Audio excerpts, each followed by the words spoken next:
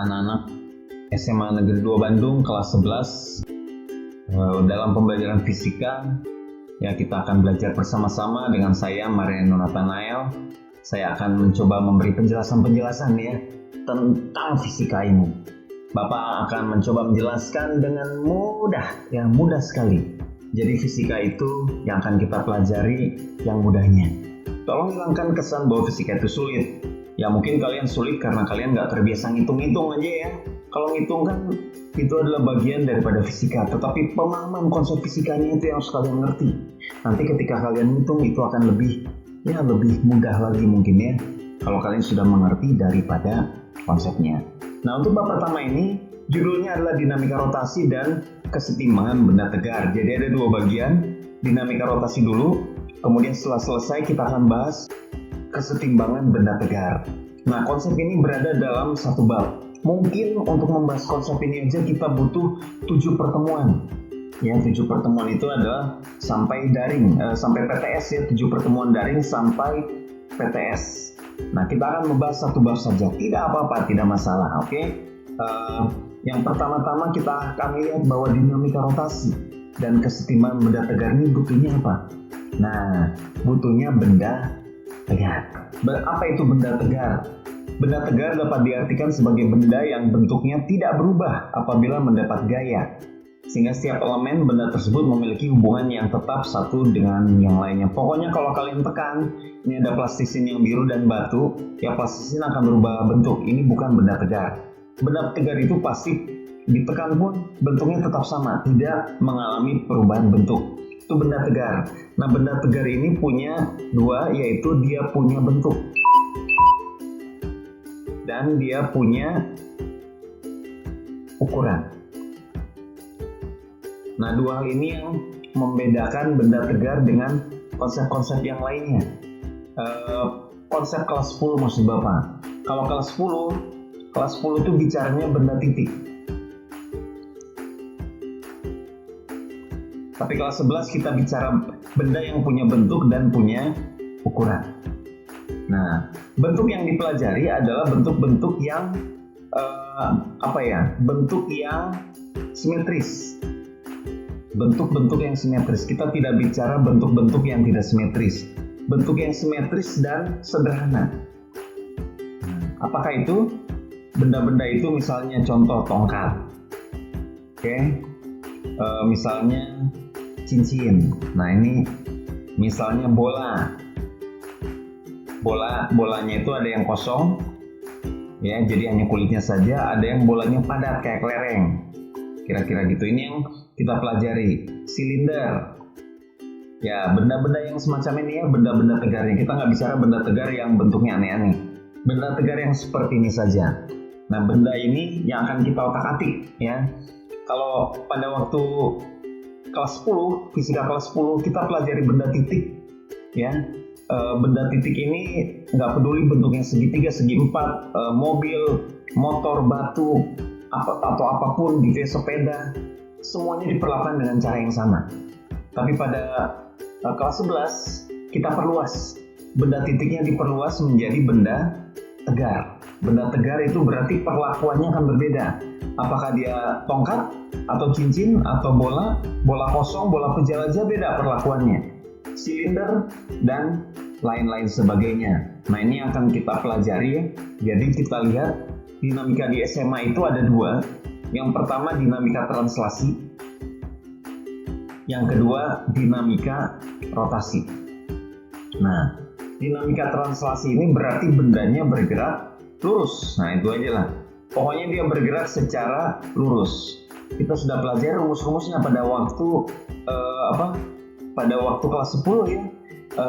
Gerak lurus itu ada GLB, ada lagi yang namanya GLBB. Nah, ada dua untuk gerak lurus, GLB dan GLBB. Kita sudah pelajari di kelas 10. Gerak rotasi pun kita sudah pelajari di kelas 10. Gerak melingkar beraturan, GMB. Tapi nanti akan kita tambahkan lagi dengan GNBB. Gerak melingkar berubah beraturan. Nah, perhatikan penyebabnya. Kalau yang gerak translasi penyebabnya adalah gaya, sementara penyebab rotasi itu adalah torsi. Kalau benda itu punya bentuk, perhatikan ketika dia bergerak ya. Ketika ini pulpen, ketika Bapak lempar, maka dia pasti akan berotasi, muter ya. Nah, meskipun kita lempar gini pun tetap dia akan mengalami perubahan arah ya. Asalnya gini dilempar, nah tiba-tiba jadi gini. Nah, ini terjadi rotasi. Nah, perhatikan kalau kita bicara benda tegar, tidak pernah bisa lepas dari rotasi. Kalau bendanya benda titik itu nggak perlu rotasi. Dia mau rotasi pun nggak ada efek, karena bentuknya titik kecil ya. Nah, kalau punya bentuk, maka kita harus perhitungkan gerak rotasi. Jadi kita akan mulai nanti menggabung-gabungkan ya konsep-konsep daripada gerak lurus ya, gerak translasi dengan gerak rotasi. Perhatikan penyebabnya. Gaya ini kita sudah bahas di hukum Newton ya. Kita udah pelajari tentang hukum Newton tentang gerak. Ada 3 hukum Newton 1, hukum Newton 2, hukum Newton 3. Nah, sekarang untuk gerak rotasi ternyata penyebabnya lain lagi. Penyebabnya adalah torsi. Nah, torsi ini akan kita lihat ya. Sebelum kita masuk torsi, Bapak mengulang dulu untuk GLBB. GLB, masih ingat rumusnya apa? GLB S sama dengan V kali T. Kalau GLBB, nah GLBB ada 4 rumus. Rumus pertama apa? Vt, kecepatan akhir adalah kecepatan awal lambangnya V0 plus minus A kali T. Nah, semoga kalian ingat rumus ini ya, masih ingat ya. Untuk yang kedua, Vt kuadrat sama dengan V0 kuadrat plus minus 2AS. A itu percepatan, S itu jarak ya, V0 itu kecepatan awal, Vt itu kecepatan akhir. Kenapa kecepatannya ada awal dan akhir? Karena kecepatannya berubah, bertambah atau berkurang secara teratur. Itu yang namanya GLBB. Rumus yang ketiga adalah S sama dengan V0 kali T plus minus setengah AT kuadrat. Kapan pakai plus, kapan pakai min? Plus itu kalau dia makin lama makin cepat, min itu kalau dia makin lama makin lambat. Oke ya. Kemudian kita punya rumus yang keempat, S sama dengan V0 tambah Vt kali setengah T.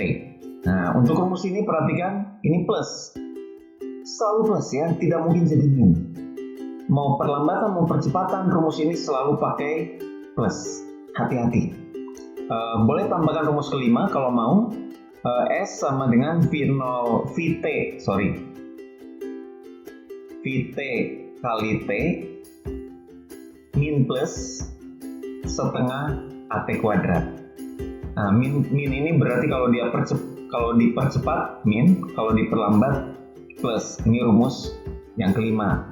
Bapak udah pernah jelasin, yang pernah diajar Bapak ya, GLBB itu punya 5 komponen, S, V0, Vt, A, dan T. Perhatikan rumus ini mengandung 4 komponen.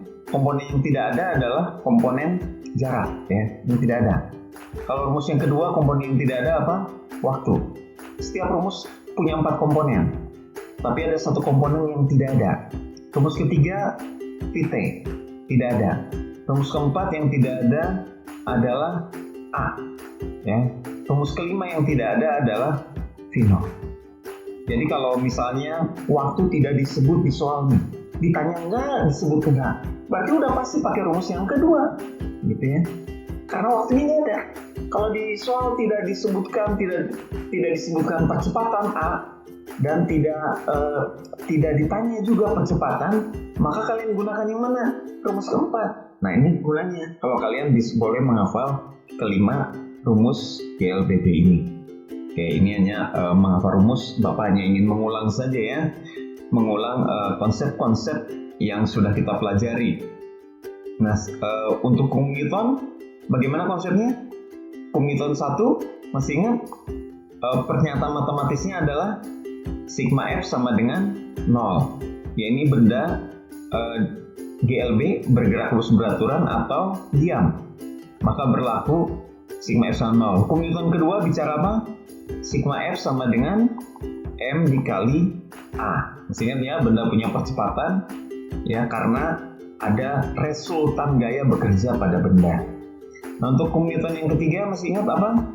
F aksi sama dengan minus F reaksi. Oke, ini Bapak hanya mengulang-ulang saja.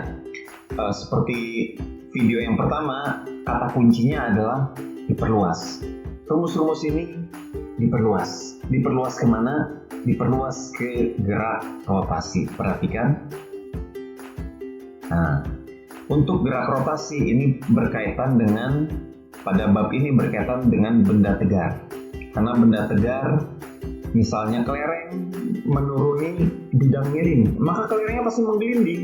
Menggelinding itu kan berarti berotasi. Ya, jadi kita tidak bisa abaikan rotasinya. Dia kelerengnya bergerak lurus mengikuti lintasan miring itu ya, tetapi dia sambil berotasi. Berarti ada gerak translasinya, ada gerak rotasinya. Nah, perhatikan untuk posisi pada gerak translasi X. Untuk gerak rotasi namanya posisi sudut. Nah, gerak melingkar ya, dia punya posisi sudut. Kalau di gerak translasi ada kecepatan, maka di gerak rotasi ada kecepatan sudut. Pada gerak translasi kita mengenal percepatan, pada gerak rotasi kita mengenal percepatan sudut. Nah, ini perhatikan hubungan-hubungan ini ya. Pada gerak lurus beraturan, ini rumus yang tadi ya, ini adalah S ya, S0 itu S mula-mula, VT ini gerak lurus beraturan, ada juga gerak melingkar beraturan. Ada gerak lurus berubah beraturan, ya. Ada juga gerak melingkar berubah beraturan. Kalau gerak lurus berubah beraturan, Bapak tadi memberi 5 contoh, ya, 5 contoh rumus yang seperti ini. Untuk GLBB ada 5 ya, maka GMBB ya tinggal ubah saja rumus-rumusnya. Contoh misalnya nih, Bapak kasih contoh, misalnya VT kuadrat sama dengan V0 kuadrat ditambah 2AS. Maka pada gerak melingkar beraturan, pada gerak melingkar berubah beraturan, V itu omega. Perhatikan tinggal mengubah simbol, tapi rumusnya sama-sama saja. Omega 0 kuadrat ditambah 2 alfa theta. Nah, perhatikan jadinya theta ya. Kalau ini Bapak pakai posisi dalam jarak ya. Kalau dia pakai X sama saja. Ini sebenarnya dua hal yang sama. Jadi kalian tinggal ubah notasi. Notasi yang digunakan untuk translasi dengan notasi yang digunakan untuk rotasi. Prinsipnya sama. Tinggal rumusnya sama. Yang prinsipnya sama, rumusnya sama. Tinggal mengubah notasinya saja. Nah, misalnya percepatan. Nah, ini jadi percepatan sudut ya. Asalnya percepatan jadi percepatan sudut. Tinggal diubah-ubah begitu. Nah, perhatikan rumus-rumus ini. Ini tinggal ngubah ya. Mengubah-ubah saja rumus yang tadi. Nah, kemudian ada ya nanti kita akan pelajari beberapa istilah-istilah lagi di dalam perbedaan-perbedaan antara gerak translasi dan gerak rotasi, di mana rumusnya sama, tapi kalian tinggal mengubah notasinya. Oke? Nah, kita lihat dulu, kita ngulang lagi gerak rotasi. Gerak rotasi adalah gerak sebuah benda yang berputar terhadap sumbu putar atau poros tertentu. Misalnya bumi muter nih, muter gitu ya. Nah, ini adalah gerak rotasi bumi. Kemudian bicara posisi, angular itu sama dengan sudut ya. Kalian jangan bingung dengan beberapa istilah. Ini sama aja dengan sudut, si angular tuh. Nah, jadi posisi angular adalah posisi sudut. Kalau benda bergerak melingkar, titik P ini bergerak, ya, maka sana ya melawan arah jarum jam muter. Maka yang namanya posisi sudut itu apa? Nah, ini posisi sudut. Benda ke sini. Kalau segini namanya adalah jarak tempuh. Tapi karena dia gerak melingkar, ada lagi posisi sudut. Nah, hubungan ini apa? Hubungannya sederhana aja. Nah, ini aja hubungannya udah. Ya, S sama dengan theta R, tapi jangan lupa tetanya harus satuan radian. Oke, ini hubungan antara jarak sudut pada gerak translasi dengan jarak tempuh pada gerak translasi dengan jarak sudut pada gerak rotasi. Hubungan dengan rumus ini. Bagaimana dengan kecepatan? Kecepatan pun sama. kecepatan adalah perubahan posisi. Jadi perubahan posisi dari T1 berubah menjadi T2. Oke, kita lewatkan saja dua konsep ini. Kita lihat saja rumus akhirnya adalah ini. Kecepatan adalah bicara translasinya. Omega ini bicara adalah kecepatan rotasinya, ini perubahan sudut, ya, perubahan posisi sudut. Itu omega. Kalau V, perubahan posisi linear. Dari sini berubah ke sini. Nah, ini V. Tapi kalau sudutnya segini berubah menjadi segini, ini adalah perubahan posisi sudut. Oke, kemudian terakhir percepatan anguler. Percepatan anguler atau percepatan sudut, kita lihat rumus akhirnya. Ya, A sama dengan alfa R. Jadi kalau kita susun sederhana, S sama dengan theta kali R, kemudian V sama dengan omega kali R, A sama dengan alfa kali R. Perhatikan hubungannya antara rotasi dan translasi. Penghubungnya adalah jari-jari. Oke, mudah ya, sederhana memahami rumus ini. Harus sederhana, jangan rumit-rumit lah. Kita main sederhana aja, oke? Itu adalah konsep dasar dari gerak-gerak melingkar. Ya, jadi anak-anakku perhatikan bahwa dinamika atau ilmu fisika tentang gerak yang kita pelajari di SMA itu mencakup dinamika gerak translasi. Ini kebanyakan sebagian besar kita pelajari di kelas 10. Ya, ini kita pelajari di kelas 10 tentang dinamika gerak translasi. Sementara dinamika gerak rotasi ini akan kita pelajari di kelas 11. Di mana kelas 10 dan kelas 11 itu tinggal memperluas konsep saja. Kalau kelas 10 kita mengenal konsep gaya, maka di kelas 11 kita mengenal konsep torsi. Kalau gaya itu adalah sesuatu yang membuat benda bisa bergerak. Nah, ini gaya ya. Jadi penyebab benda bergerak. Kalau torsi, penyebab benda berputar.